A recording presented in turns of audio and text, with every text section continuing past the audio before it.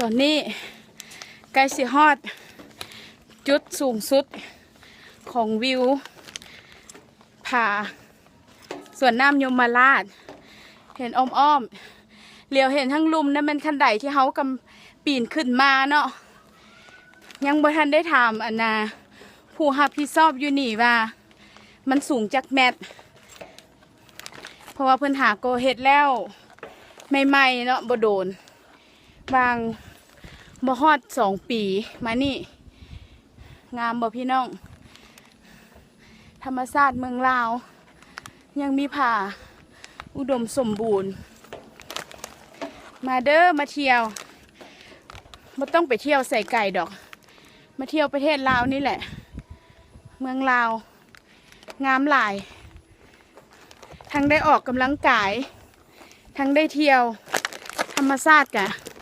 งาม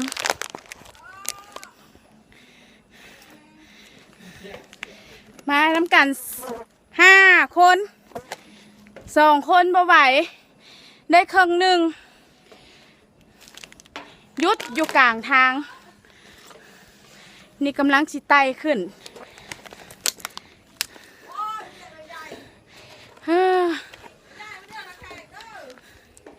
งามบ่พี่น้องหินนำนองามเนาะมาเด้อมาดินเด้อโอ้ยฮอดแล้วงามหลายจังใดคันโอ้สุดตามาเด้อขึ้นมาพักผ่อนอยู่เทิงพี่เห็นบ่อันนั้นเป็นอ่างอันที่เพิ่นปล่อยน้ำเขื่อนน้ำเทิน2เนาะนี่ก็เป็นจุดชมวิวสุดๆเลยนี่แหละตายจุดชมวิวของ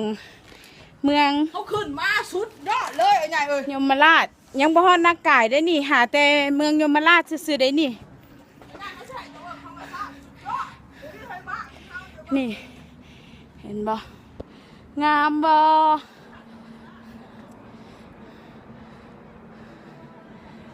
ใครอยากได้วิวงามๆพรีเวดดิ้งก็มาได้เด้อ